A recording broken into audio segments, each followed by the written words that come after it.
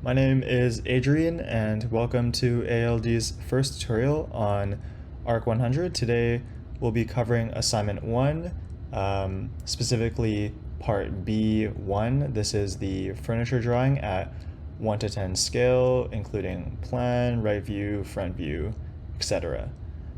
So today we'll be covering your initial setup in Rhino, including units, ortho, smart track, as well as some basic commands like polyline, curves, trimming and splitting, and also some tricks that might speed up your process.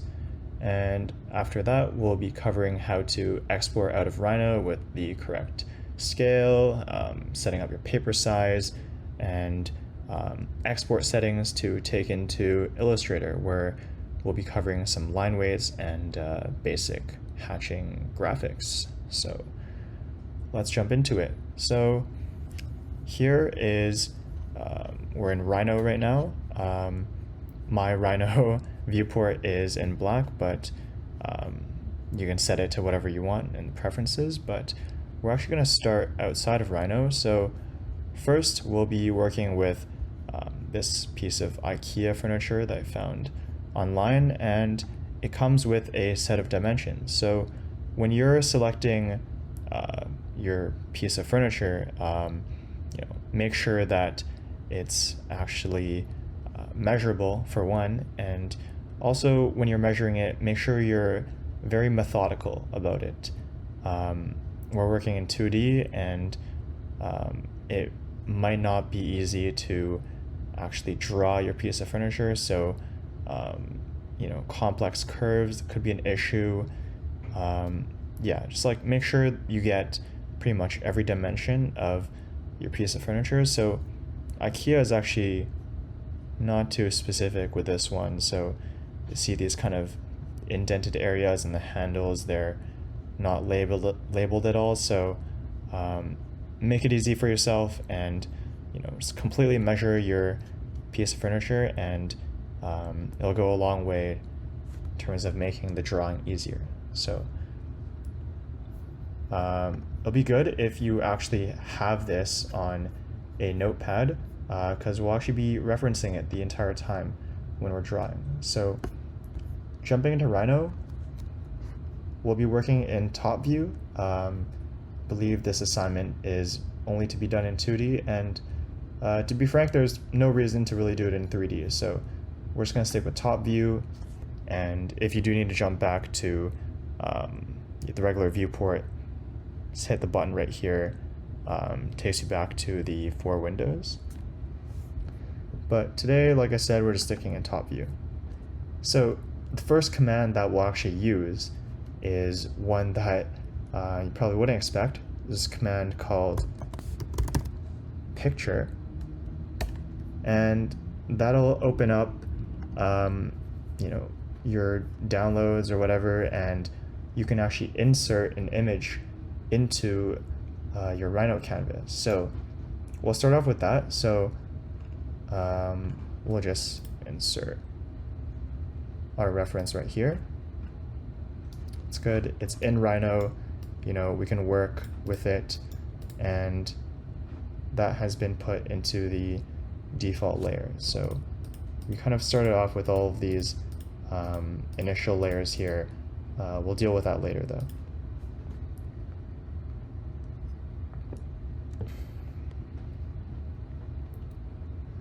So to start off, we're in a brand new Rhino file, and if you didn't pay attention to the template that you might have selected at first, you might not know the units that you're in, and that's quite important when we're working to scale and we want our drawings to be correct in terms of their scale. So first off, we'll just type in units, and that'll bring up this box over here, and we can see that we're actually in millimeters. So the measurements we have here are in centimeters. Usually I like to work in meters, but you know what, screw it, we'll just work in meters for today. And it'll ask you if you want to scale your model by 0.001. Right now it doesn't really matter, but the important thing is that we are in meters, and another thing that will change over here is the absolute tolerance. So this is important when we're working with like curves, and for curves, if your tolerance is kind of not fine enough, then you might end up with some really jank shapes later on in Illustrator. So do yourself a favor and set this to something that's very, very small. Okay, done with that. And you'll see that our reference image disappeared. So remember when we scaled the units by 0.001, so that affected our reference image, so we'll fix that first. So using kind of this wide area to just select it and recover it, and I'm just going to type in scale, base point, we can just ignore that, press enter, and for scale factor, let's click here.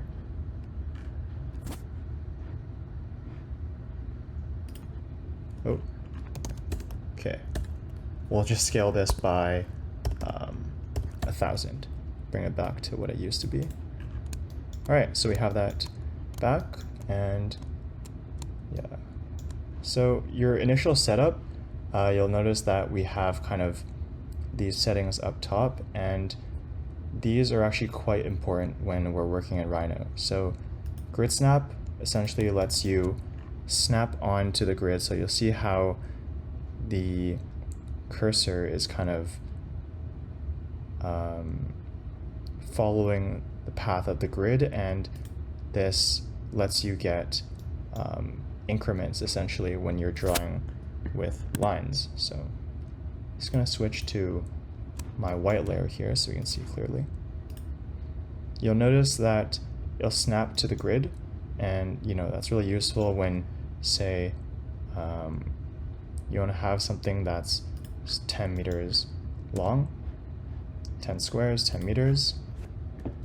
But I actually usually don't work with grid snap. Ortho, on the other hand, is quite important when we're dealing with orthogonals, so that's 90 degrees, and for mine I actually have it set to, I believe it's every 15. So if we type in ortho, oh, that just turned it off. We could just type it again, I'll turn it back on, but what we want is actually ortho angle. And right now I have it set to 15. If you set it to 90, you'll see that your kind of snaps is every 90 degrees.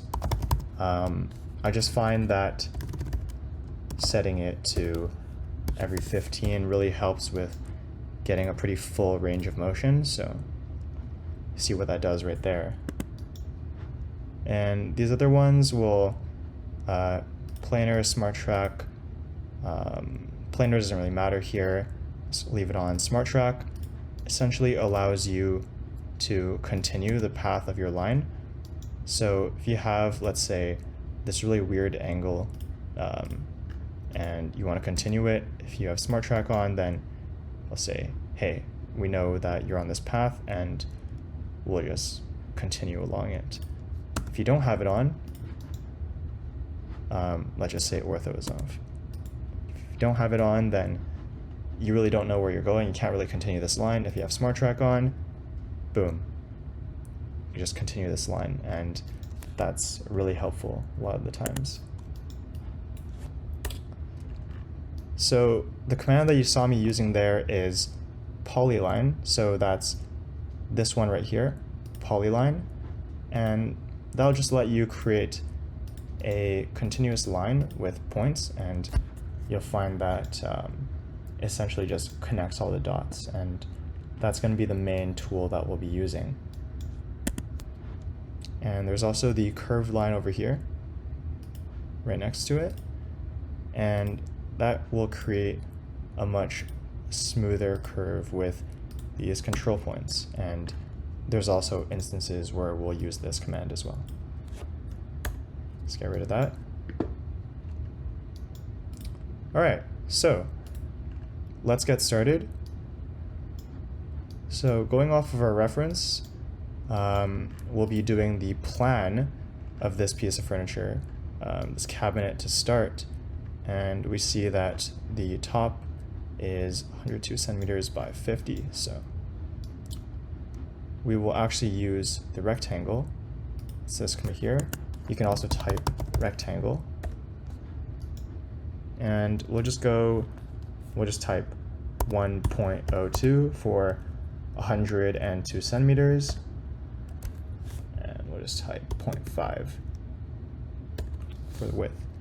And you see it's actually quite small because we are working in meters.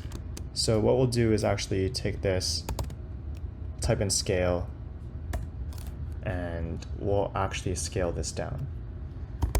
0.1. Yeah, so we'll be working like this. So as for your plan, this is essentially what we have. It is just a cabinet after all, and kind of seeing it from plan, essentially your top view, that's just going to be this rectangle right here. So we'll be working off of this. Next, moving on to your right view, so that will be this side right here. And it's actually going to look a little something like this, just like IKEA's illustration. So we'll begin drawing.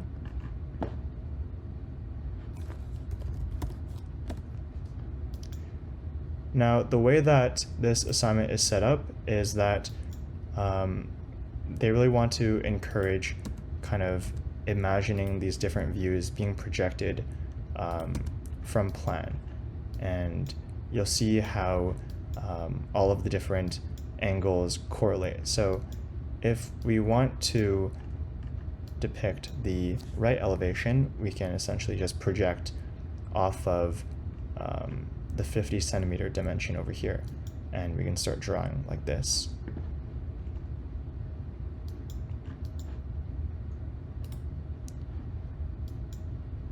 Right, so we'll start detailing it out. We know there is kind of the top over here. And let's just say that this is something like maybe 2.5 centimeters. And we'll just drag that down. And also another thing to mention is make sure that you have these settings checked. It'll help you a lot in terms of snapping your lines, making sure that you're able to actually kind of start from a line, so that's kind of the near setting, and being able to snap to other lines. So whether it's an intersection or you're snapping to the end of another line, those are all very helpful settings to have.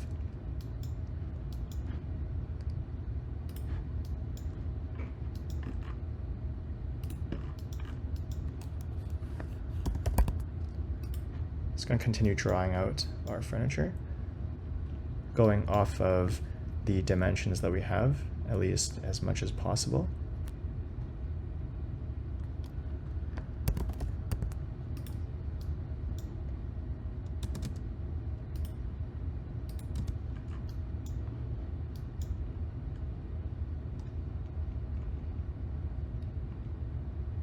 Right, so you'll notice that we kind of have this initial line over here from our projection from the plan, and it's kind of extending beyond what we really want it to, because this top area extends over the actual base of the cabinet. So we kind of want to get rid of this line, and you'll see when I click it that we have these control points, and if I hold it, we can adjust it, and I could just snap it over here, but there is a better way to do that that will be applicable to other situations as well. So the command is trim. So to use this command, we first need to find our cutting objects. So if we want to get rid of this portion of the line, we see that we want it to end right over here, where this lip kind of goes over. So this will actually be your cutting object right here. So if we just type in trim, it tells us to select our cutting object, and instead we're going to pick that lip over there and then press enter, and then next it'll tell us to select the objects that we want to trim. So we want to get rid of this line, we tap it, it's gone. It's awesome. And the same can be applied over here actually.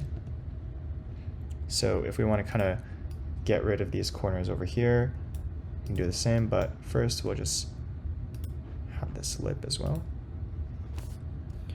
And at any time during your polyline, you can type in your dimensions. So in this case, I just want like a centimeter.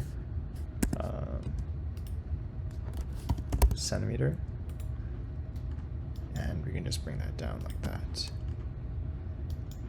And with trim, if you have already selected your cutting objects and you just press trim, then you can just start trimming right away. And that's a quick tip for being faster. And you could press enter space when you're done. Okay, it's looking okay so far, maybe pretty simple, but let's see. We also want to get these details over here. So you always want to be methodical with these things. So we see that there's definitely a dimension missing in terms of the actual thickness of these drawers, and that's something that you'll want to keep in mind. So literally think of every single dimension that you might need when you're drawing your piece of furniture. Okay, so let's say it's 3 centimeters thick, and we'll just bring it all the way down.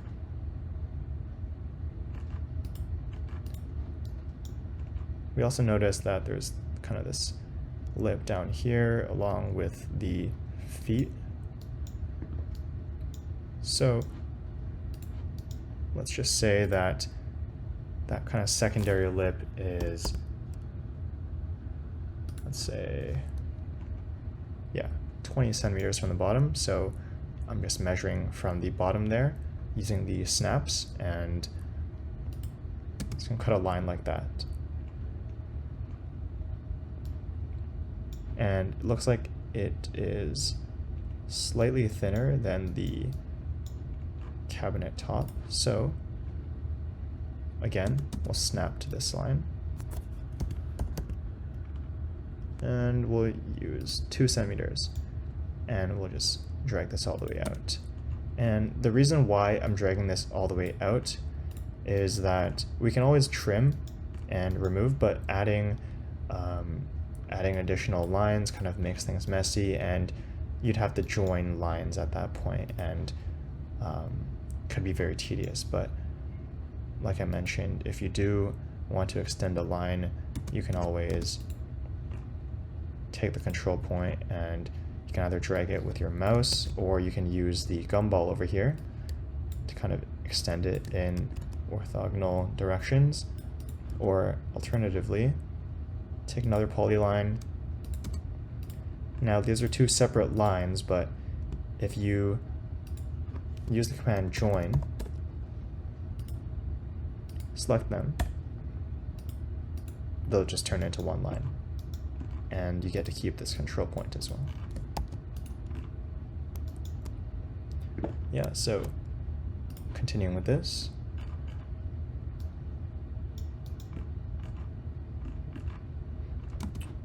we'll actually want to use our curve here since this lip is kind of curved. So in this case, it would be ideal if, I'll just switch to red, it would be ideal if you can kind of determine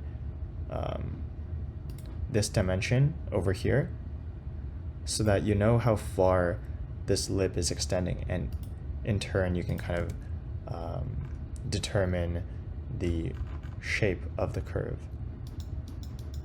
So in this case, we're kind of just eyeballing it. Switch back to the white layer. Let's just say that extends out by, I don't know, like 2 centimeters. Maybe a bit too much. Let's just say, let's say 1 centimeter. So we know that it extends out by 1 centimeter, so how do we create this curve? Use the curve, of course, and we're going to use these corners to actually shape it. And you'll notice that we actually have midpoint checked, so we can kind of put our middle control point at the midpoint, and that'll make our shape symmetric, like so. And we have all of these excess lines that we do not need, and what we can do with that is trim. If you don't fully type out the command, just say you type out TR, usually Rhino is pretty good at predicting kind of the most common commands, and if you just press enter from TR, it'll just go into trim, as long as it's kind of the first option in the list. Yeah, see it's highlighted. Okay, just use the selection box, quickly take those out. These lines we don't need as well. Okay, so we're almost there.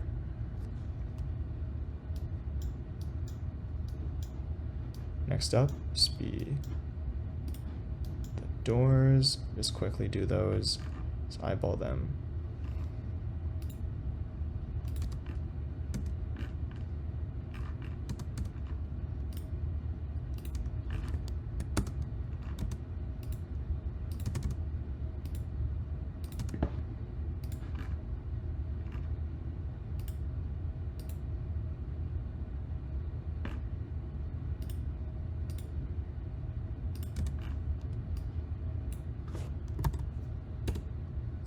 And we're just going to trim them again.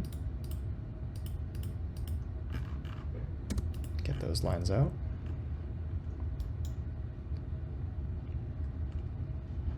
Right. Now we just have these feet that are left, and we see that the shape is not exactly like a right angle curve. It's kind of going off in this direction, and doesn't seem something that we can kind of just figure out using ortho angles initially. But we see that this is a straight line over here, and this curve kind of leads into that. So if we have, let's go back into red.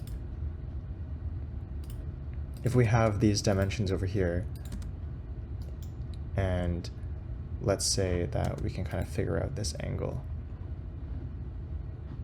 If we can figure out this angle and then kind of figure out where the straight line stops, this would be if you want to be hyper accurate. Then if you have those dimensions, then you can make your curve actually accurate to your piece of furniture. But for now, we're just going to eyeball it. Start off from the bottom here, and we'll actually just use our ortho projection. Go up like that. This line we don't need anymore.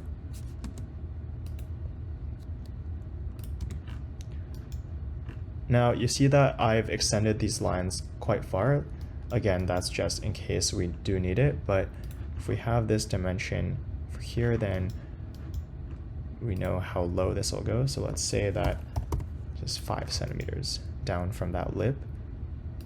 All right, so we kind of have this initial shape over here. It's quite rough. It's obviously not the same as this, but we can smooth it out after the fact. So we'll take the curve command, or just type in curve. And like I mentioned, if we can kind of figure out where the curve starts, then you can actually start your curve in Rhino from there, and then you can draw it out like that.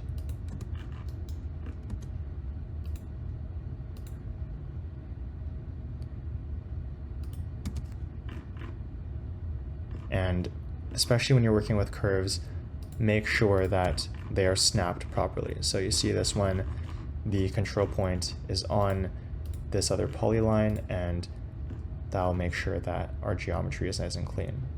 So we kind of have all the lines that we need, and we can just trim from there. Oh. Again, Control Z, just go back during the trim. Get rid of that. Okay, we're almost there. Now it's just the handles that are left. Seems like some more circular shapes. Now, if it is a perfect circle that you're after, of course, there is the circle command that we can use. Let's type in circle, and there's several ways to start the circle. There's starting from center, or do something like 2-point, and they all have their uses, but the most common one is the circle. And let's say you use this command. If you just press space or enter, then you can just use the same command. So if you're using a lot of polylines, then if you're done with that, you want to use it again, space, space. Very quick workflow.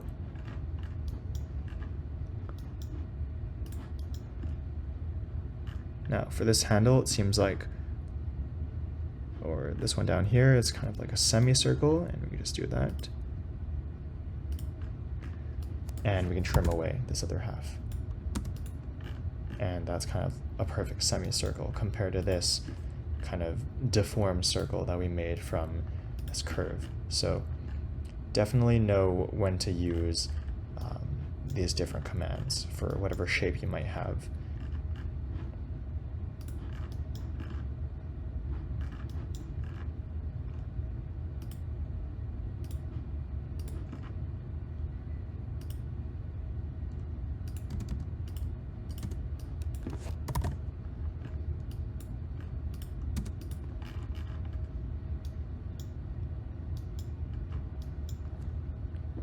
Alright, so that's pretty much the right view of our cabinet complete, and we still have these projection lines over here, and we want to separate the lines that we have for the cabinet itself and kind of these lines that project from our plan view. So what we'll do is, since it's still attached to the furniture, we'll actually split this line, since we actually want to keep both portions of it, the projection portion and the part that's still kind of connected to the furniture. So select this, and we'll want to split it. So type in split, and it'll tell us to select the objects that we want to split.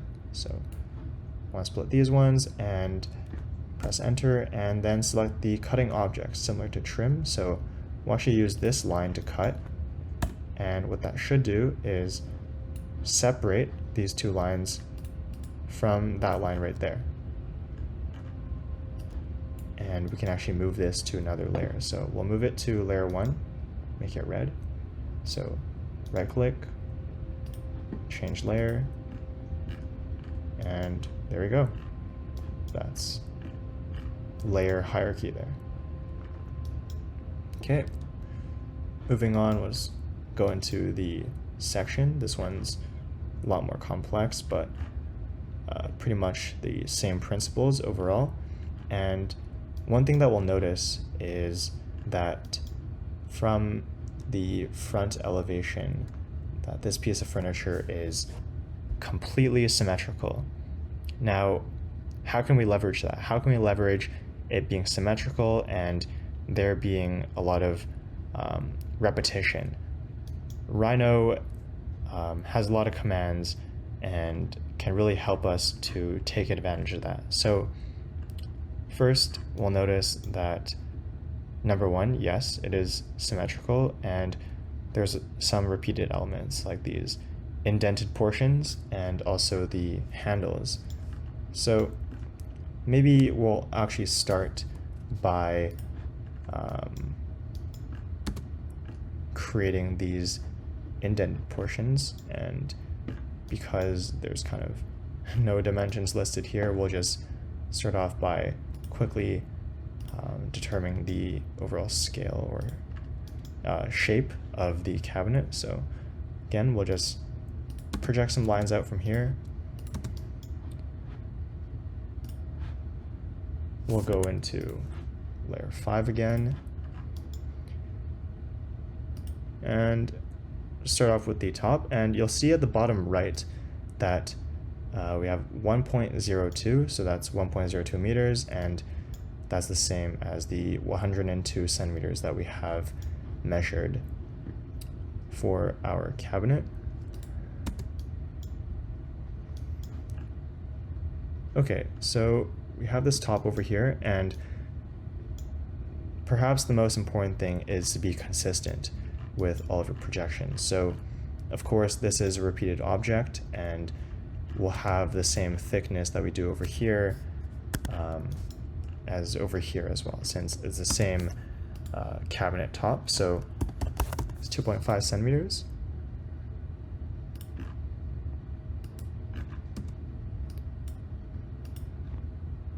Okay, have that there.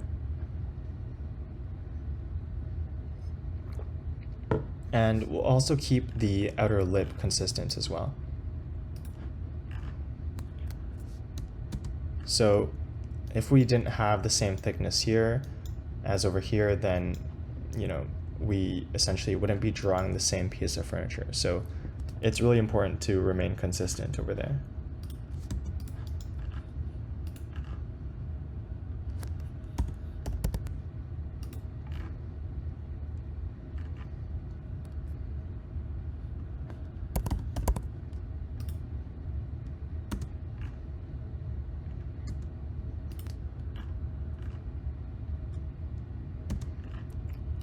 I've gone too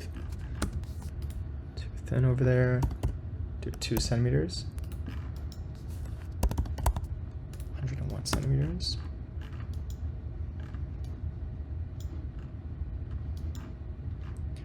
And here we'll actually use our midpoint to kind of get that half seam down here.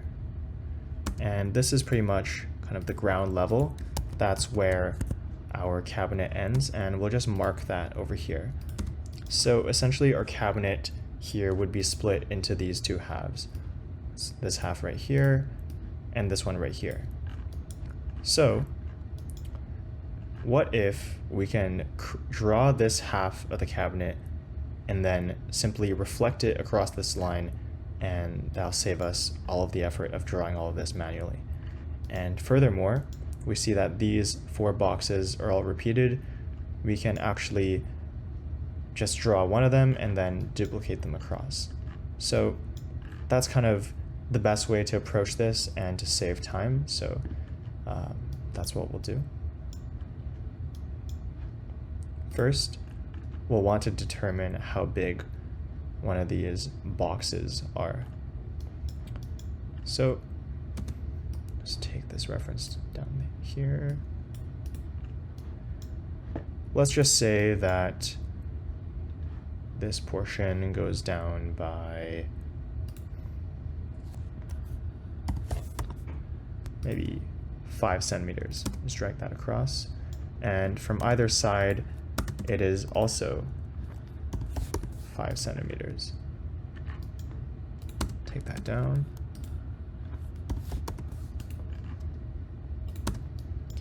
Okay.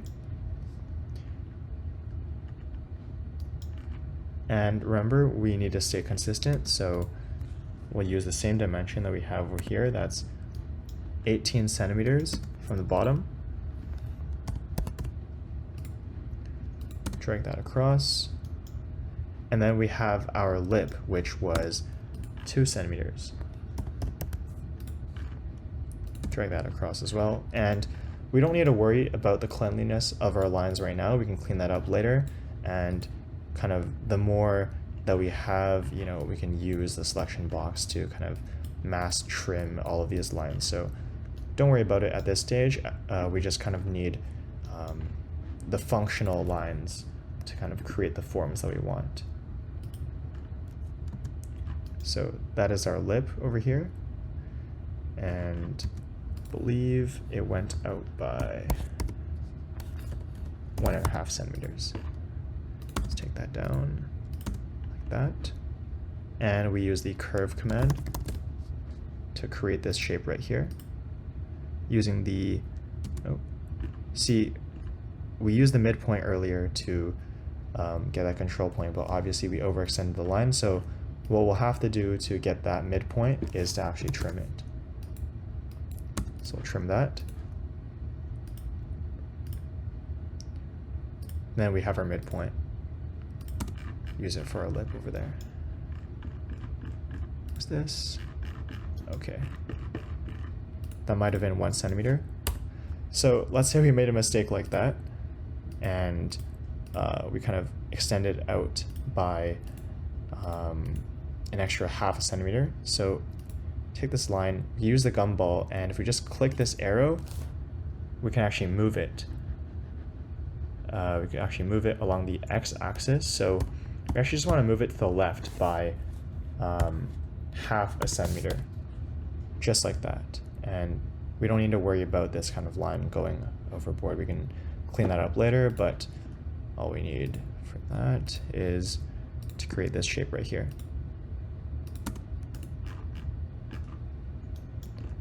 Right. Next up,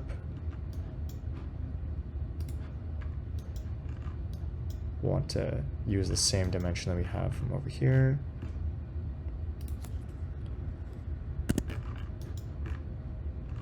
So 30.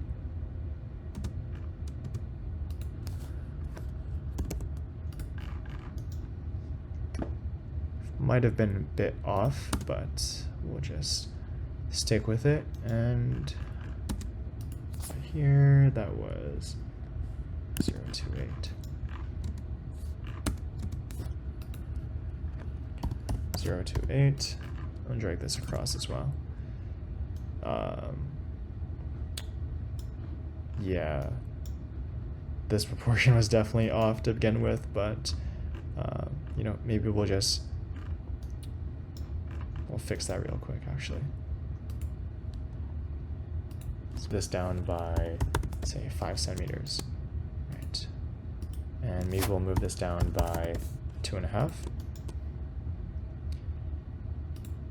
This one right here by 5 as well. Same with all of this. And we can kind of just fix our lines.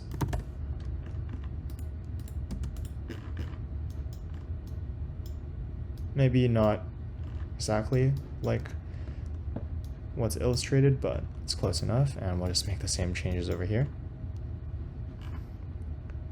Let's lower it by 5 centimeters. Okay.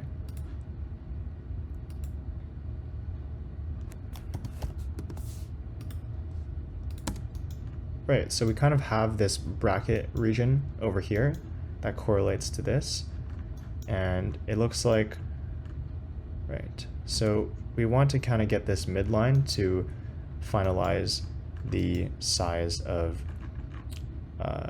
the size of these boxes over here. So we'll need to get our midpoint again. And what we could do is just draw a new line over here, and we have our midpoint. And we can always trim it away later.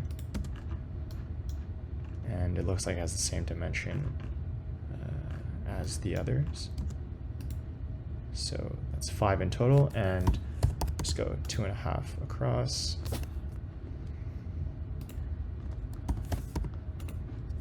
Five this way. Okay, and so these are our 2 boxes over here, and what we'll do is actually just take the rectangle command, right, and we'll actually take this right here, and when we're selecting, we have a lot of overlapping lines, but it'll kind of show you, it'll kind of highlight in pink what you're selecting. So we actually want to take this rectangle, and we'll just move it out of the way over here. And we'll kind of work with this in isolation. So see that it kind of has these curved shapes extending from it.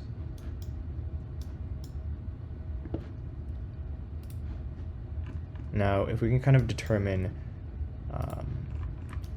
this dimension over here, then it can help us determine where the curve starts, and then we would also need this height right here. So since we don't actually have it, we just make it up. Let's say that it starts maybe, yeah, let's say 1.5 centimeters from each side. So we have this marker over here, and we can just do the same over here.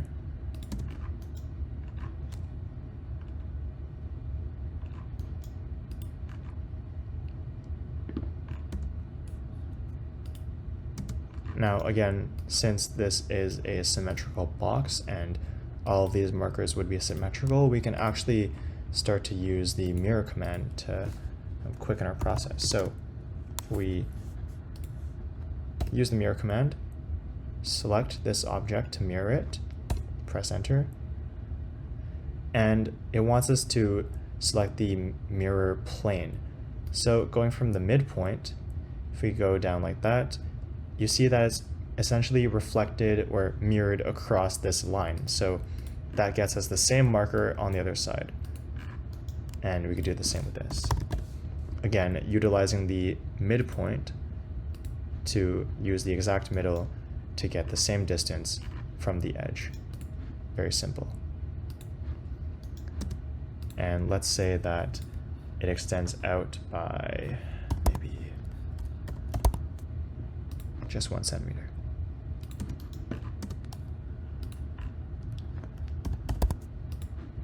And we'll do the same over there. Okay, and we can bring in our curve tool again. It's very rough, but we just do the same. And since this curve is the same for all of them, we can also use mirror, or we can actually copy paste from the same curve. So let's say we made this curve, we're really happy with it, and we want to use it for everything else. Well, what can we do? For this one, we know the process. We can mirror it. So just like that, it's on both sides. Let's say we want to transfer it over here, right? Well, we could also mirror it. And since we have ortho, going across a perfect 45 degrees, you see that it mirrors it across like that. Let's say that it wasn't, increment wasn't perfect across, and you just wanted to transfer this curve over there. Well, you copy paste, it pastes in the same spot, we just move it aside, and we have this curve over here. But obviously, it's not just going to fit in place right over there. So we can actually rotate this using the gumball. So let's just get it upright, minus 90 degrees, and you see, okay, maybe it can go over here. So I'm just holding onto this end point of this line because I have end checked, then I can just hold it.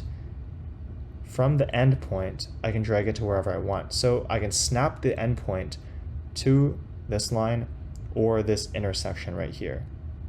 And what we see here is actually this line is messed up. It's not actually orthogonal, it's not straight. It's a silly mistake. So always pay attention. See, mistakes were made. Delete that. We can also reflect. Oh, sorry, not reflect. Yeah, we can just mirror this over. Again, using midpoint. And just like that. And we'll just trim, clean up the shapes.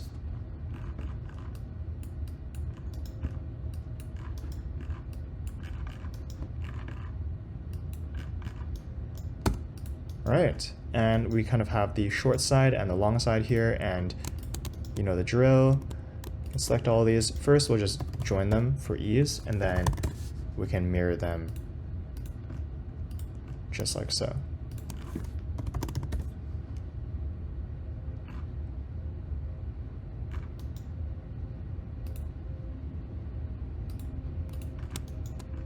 All right, so we kind of have this base box over here, this entire thing. You see it's kind of made out of a bunch of different parts, and you know, if we accidentally drag something, then it could get broken. So what we can do is select this and group it, and what that's going to do is treat it as a single object, and it's going to stay together. And if we want to undo that, then we can just press ungroup, and it's back into its own pieces. But we'll just keep that group for the meantime. And before we place it back, we'll actually clean up our shape over here.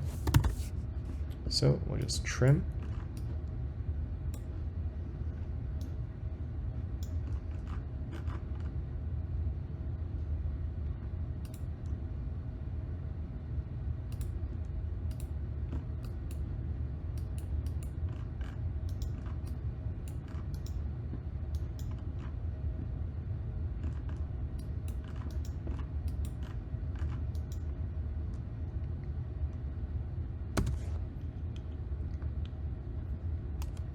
All right, and from there, then we could just, again, clicking onto this corner, holding it until it shows end, and then using it to snap it to place. And we can just copy paste. Again, same technique, the endpoint, snapping it in place. Definitely making sure that it's snapped to the right spot, or else we're gonna have a very messy geometry that's not aligned, and that's going to cause a lot of problems when it comes to filling things, and then also shading as well. Okay, and we see down here that we kind of have these lines and that handle, so we'll just quickly illustrate that. And let's trim this as well.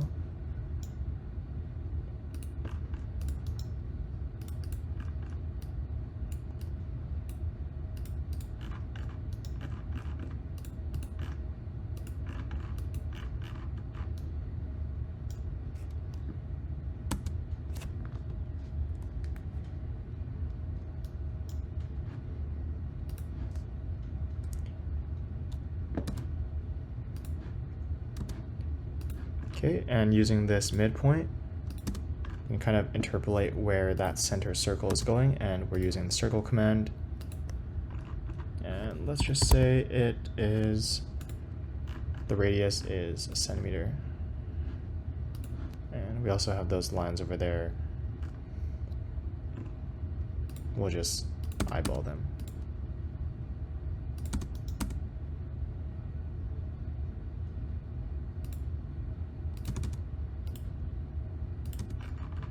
Okay, and we'll just clean up.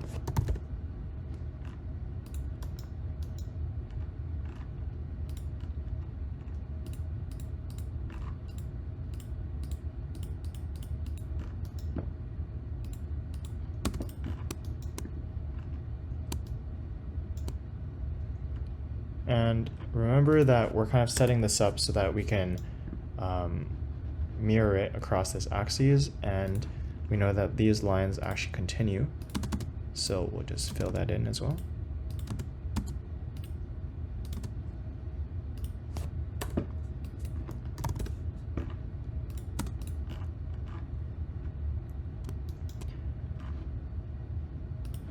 And finally, for the feet,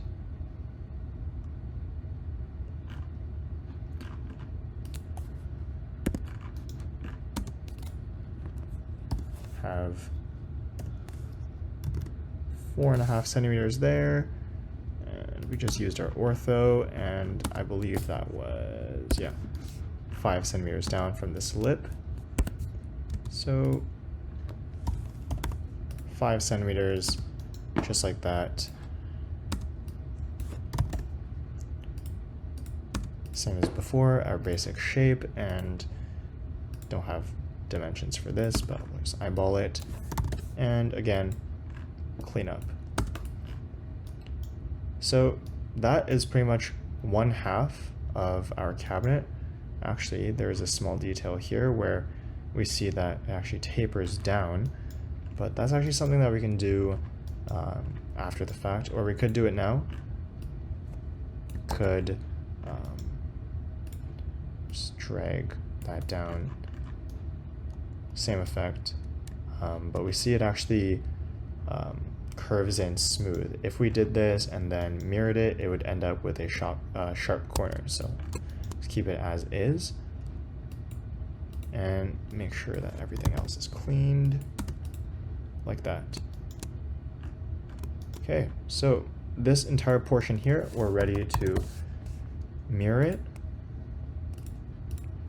And just like that, we have our cabinet. Oh, missed the handle actually. Let's do that real quick.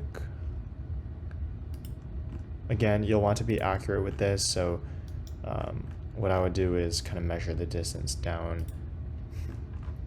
This is just good practice, so measure the distance down and then, you know, get a point across like this, and then using the midpoint of this line, then you can create your circle, and then from there, let's say that handle extended down from the circle another, like, I don't know, 3 centimeters. We could do that. And then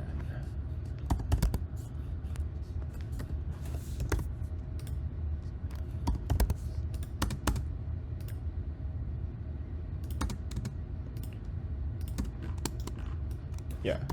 Again, everything is kind of dimensioned. Use the polyline to your advantage to kind of measure things out. But that's what we'll stick with. And like before, just mirror that across. Boom. See, everything goes together well. Use this line to trim that projection line that we have. Looks pretty good. And this taper, like I mentioned. So let's say that kind of goes down another, let's say, yeah, 1 centimeter, right? And we see that it's kind of smooth. It's not like a sharp corner as if these just went down like that, because obviously if we do that, it doesn't really have the same result, sharp corner. So what we can do is use the curve. So if we go out like this using the ortho, and then we connect it back up here, you'll see that we get a smooth transition, not only at this point, but also at this point, where it kind of fades into this flat portion. And if we mirror this, you'll kind of see that in action. So compared to before, where we kind of had that sharp corner, now it's more similar to the illustration. It's a nice curved taper here. And I accidentally deleted this line. We'll just get it back. It goes to there. And that is our front elevation complete.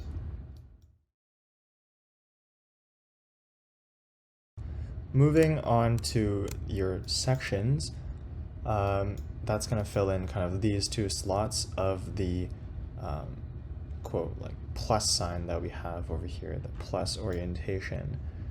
So for the general shape, it's actually going to look pretty much the same, but of course the difference between a section and an elevation is that a section is going to be cut. So what do we mean by that? So let's look at our piece of furniture in plan, and you kind of see how with the elevation that we have over here and the right elevation, that we begin to kind of understand our piece of furniture in 3 dimensions, right? We can kind of tell how this extends down and kind of how this side looks. So if we want to cut this and turn it into a section, what would we do? So this kind of cut would reveal interior details on the inside in this kind of front elevation. So imagine if, of course, this was our piece of furniture and we had a cut going through the front over here. Someone just took our furniture and just sliced it. Well, then obviously we wouldn't see any of this front detail anymore. Pretty much that would mean that our front feet would be cut off. All of these front doors would not be seen. They'd be cut off, of course, and we'd probably see a lot of interior shelving. So you can kind of imagine that, you know, on the inside there would be a lot of storage, and we kind of see how this cabinet is kind of divvied up into these different portions. So you can kind of see how this bottom part might slide out, right? And the top doors would probably swing open.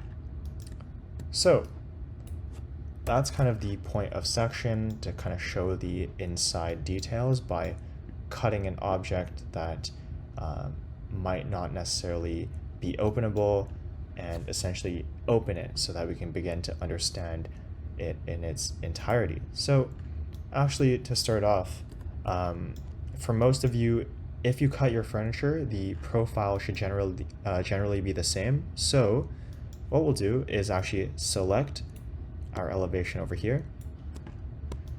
Just make sure that we're selecting all of it, maybe move it around a bit, see that we didn't leave anything behind, right? And like we did before, we can actually group this. Actually, I'll undo that. We'll mirror this across. So we have our furniture mirrored up top, and we'll actually group this bottom one, because we know that this elevation is done and probably not going to touch it anymore. So kind of just to be safe, in case, you know, we come in with our mouse and drag a tiny line out of place and we don't notice it, could be big trouble. So do the same over here.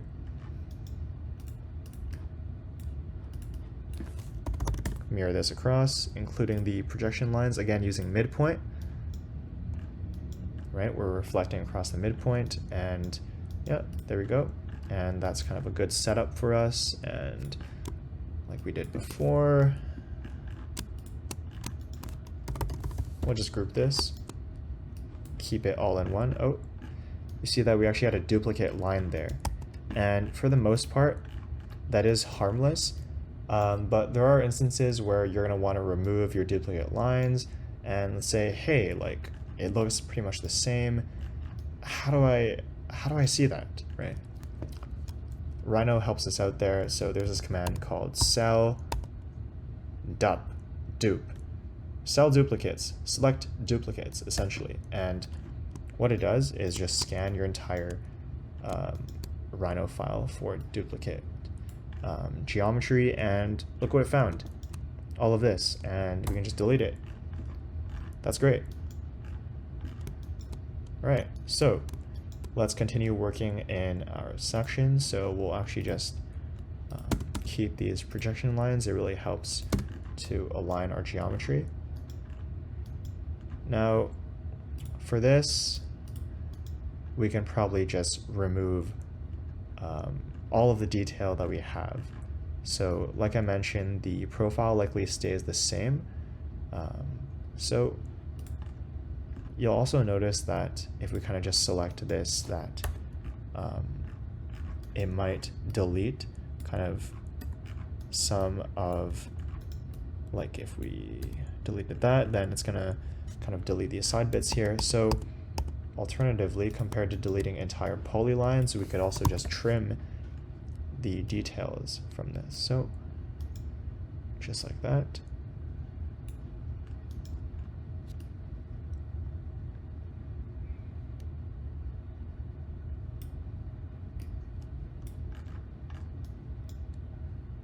Oh, actually, sorry. Maybe I'll actually undo that, and we can talk about the things that might be going on inside of the cabinet. So, like we mentioned, this of course would be up to you to find out, to actually not just measure the exterior dimensions of your furniture, but to also open it up, disassemble it if you have to. I know that when I did this assignment, I completely disassembled my furniture and kind of took all the measurements of all the boards and everything. So kind of the more information you'll have, the easier of a time you'll have with drawing this. So let's say that we kind of determined that we have a we had this lip over here, right? So let's say that was actually like a board, floorboard, right, like that. And usually with these, of course, the top is consistent throughout. Let's make sure that line is straight, right? And we also want to kind of make sure that we have our walls here as well. So again, like I mentioned, you're going to want to measure these things, and when you're drawing it, it'll make it a lot easier if you have these dimensions compared to just eyeballing it from the exterior, because sometimes it's not the furniture is not representative of what's going on inside. So let's see.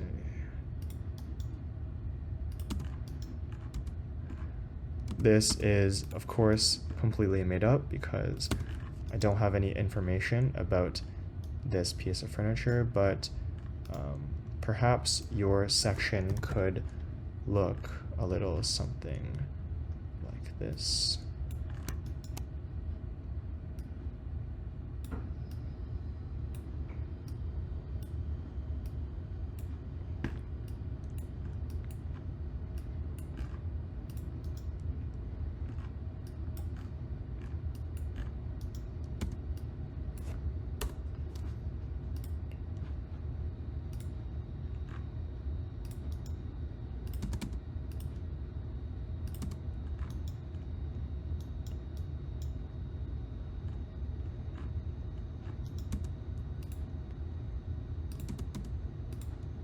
And of course, if we're kind of cutting it halfway just like this, then obviously we wouldn't be seeing the front feet, but we'd actually be seeing the back feet. Now, an important thing to consider when you are creating a section is that your geometry, or furniture in this case, is being cut. So the cut plane in that sense is a very important aspect of what we draw. So if we just look at this at face value, let's say we have all of these lines, they're all white. We don't really know what's going on, right?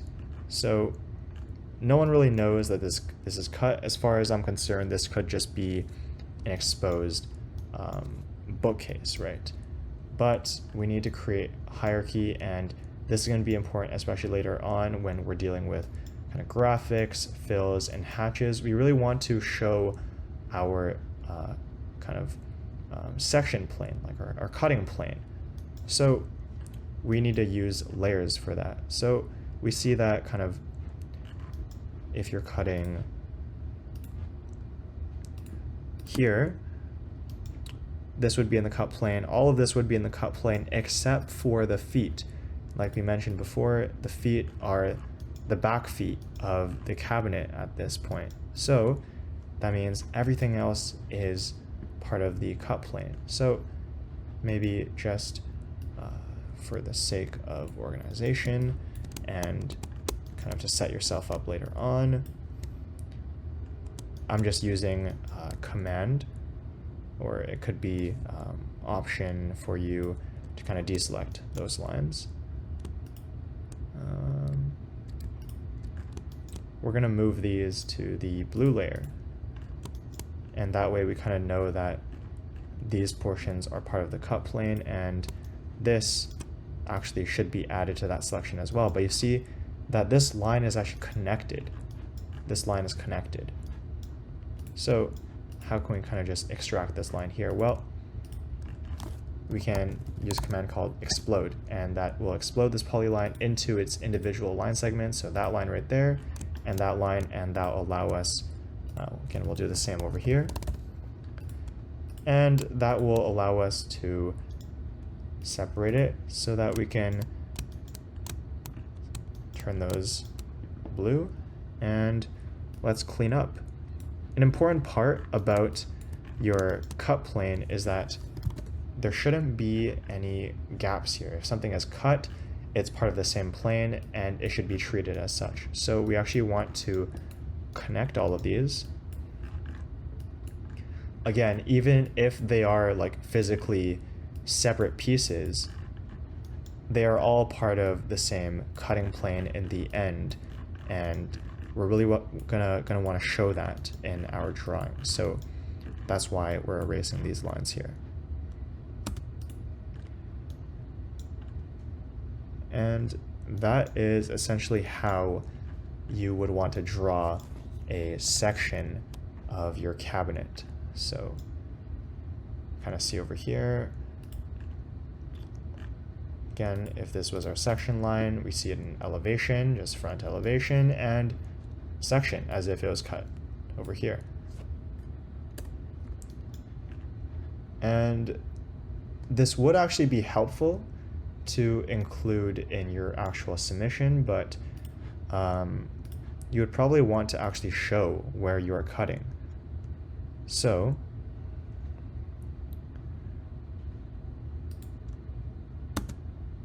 say that's our section line. We'll actually want to have some small indicators that kind of point this way, as if to say, okay, we're cutting the section, and we're kind of facing this way, right? This section is facing this way, like these are pointed. And for the left section, it's going to be much of the same. So what we can do, let's say, you know, this is like pretty simple section.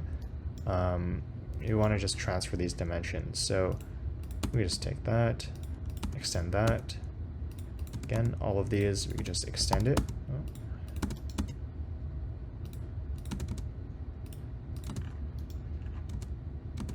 So kind of extract our dimensions like that, or rotate it 90 degrees using gumball. And we can essentially just track it on like that. No need to kind of remeasure, retype in values. Again, use the Rhino commands, use the polylines, use the moves, and simple. Maybe we do want to know what that thickness was. 0. Weird number, but 2.3 centimeters, right? And we see kind of these, the doors, actually, when they're cut in section, they will pretty much look the same. And depending on where you're cutting your section, you may or may not see, say, these indents right here. So obviously, if you're looking at it from the side, of course, the elevation, regular elevation shows it like that, but we see these boxes, it might dip in to the door like that, and that's something that you're definitely going to want to show. It's going to be hard, but the details matter in, the details matter a lot in drawings like this, and you're going to want to show that. So for now, we'll probably just make something up. So first off, have all of our shelving here.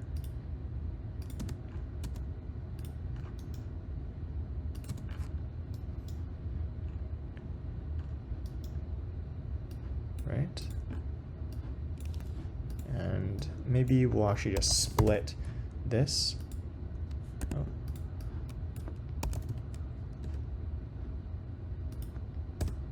We'll just split that so that we can put these all into our cut layer. That's the blue. All right, and from here we can kind of work on our forms. So see with these lines, maybe we have some indents like that maybe. No, maybe it would be curved. Again, you're really going to want to actually measure, you're going to want to measure all of these instead of eyeballing it, again, for consistency, but this is just for representation. So, you know, could look something like that when it's being cut through, and you know, we probably wouldn't see the handle at all. Same with this, don't need the handle there, and once we kind of cut through this indented portion, it would probably look a little something like this. And again, you're going to want to remain consistent with your dimensions. So this portion, right, it should be about 4 centimeters from the top. We didn't do that here, but you need to keep that in mind when you're doing your own piece of furniture. And again, we're just going to clean up everything.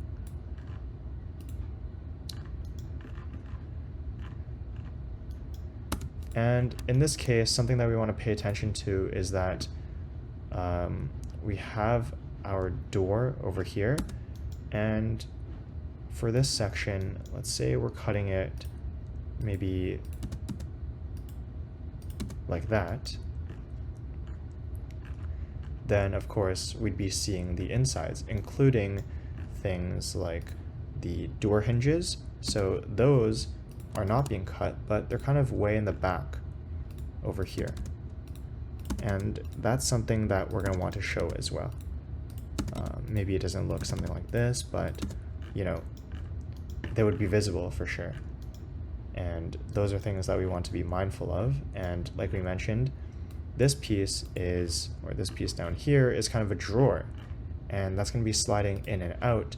So that portion will actually, that will be cut, and it's of course going to be kind of like a container, and it's going to be cut through, but it will also have a portion that shows the back wall of it.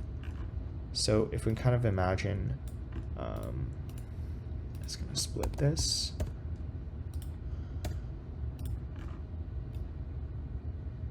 If we can kind of imagine this as our drawer, it would be sliding in and out just like that, right? And we're kind of seeing it being cut in half. So imagine this is kind of just a half container just sliding in and out like that.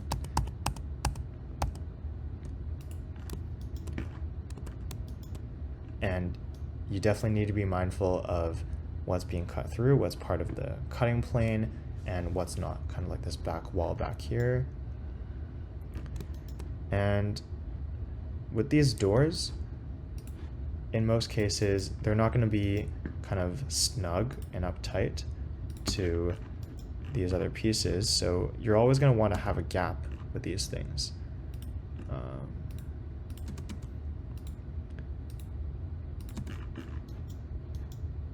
Of course, sometimes there are like maybe stoppers, like backboards that are over here. These are all things that you're going to have to find out by digging inside your furniture, but definitely be mindful of the things that kind of make your furniture function and some hidden details, hidden mechanisms that might be inside. So we'll just clean this up.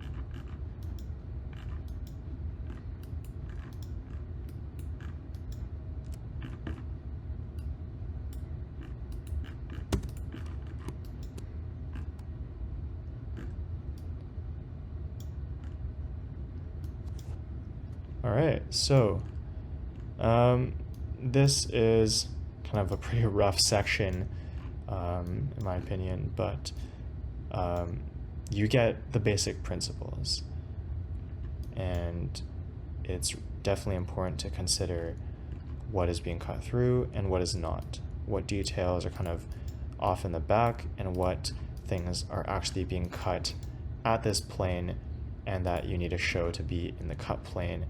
And it is important to separate it into its own layer, and that will come in the next portion where we'll be discussing fills, pochés, textures, etc. But for the most part, this is your completed drawing. Again, you probably want to keep these section cuts. They're important in terms of information. You know, if you cut something over here, it might be different than cutting something back here. So be mindful of that.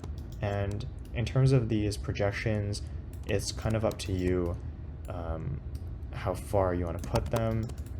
It's more of an aesthetic choice. It really doesn't matter, but you know, that's really up to you. And of course, we have been working in the kind of correct scale the entire time. So just like our dimensions have noted, our cabinet is to size. So that's 102 centimeters, right? We've drawn everything correctly, and for the assignment, we're going to want to put this drawing in 1 to 10 scale. So as our final setup before we export, let's just copy paste this. Always create duplicates, especially when we're kind of messing with them, editing them, and scaling them. So we have our duplicate over here, and we'll go into scale.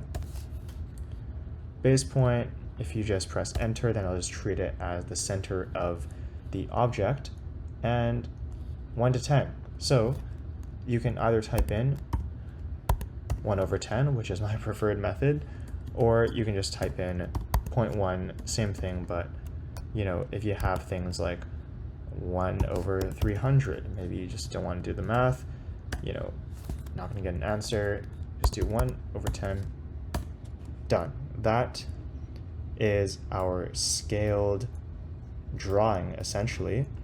And depending on the paper size that we want to use, we can use another layer for that. So let's say that we have a maybe like a like a 70 by 70 centimeter piece of paper. We would draw it out and we kind of treat it as our border. And of course, you can kind of align your drawing to it. So we can use midpoints for that. Right.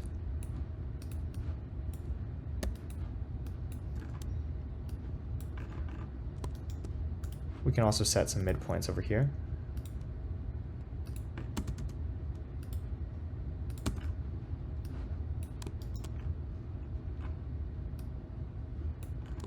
Right, and using that,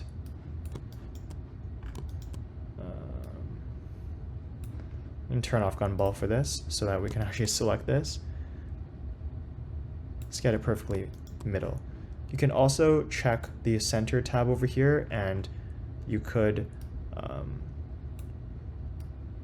click onto the center of your geometry. We do have a lot of geometry over here, so the center might not be easily identifiable. It could be using the center of another piece, but that's kind of the safe way to do it. And once we're done, we could kind of just delete all this. That's our drawing centered on our piece of paper and is ready to export with the correct scale and the paper of your choosing. So in terms of exporting to Illustrator, we kind of have our completed drawing here with the paper size, the border, and everything our projection lines, we have everything. So we're just going to want to select all of this, type in export, and let's see over here, we're going to want to make it an AI file, and you can just title it what you want, 100, assignment 1, B1, right? Once we export, it'll ask you for the scale. So since we already scaled it in Rhino, I usually think that is the best, kind of scaling in Rhino. Then we just want to set this to basically no scale conversion. So 1 meter, 100 centimeters, that works. It's not going to change the scale that we have here since we already scaled it 1 to 10, and everything else is fine, and we can just export it. So after that, that concludes the Rhino portion of this tutorial. I hope you found it helpful and informative. And next up, we'll go into Illustrator to do our line weights, our poche, some hatches and fills to make this drawing look nice, read correctly, and be ready for submission. Right, thank you for watching. Please subscribe to the ALD YouTube channel to see more tutorials just like this, portfolio workshops, and all of the above related to architecture and the Daniels faculty. All right, thank you.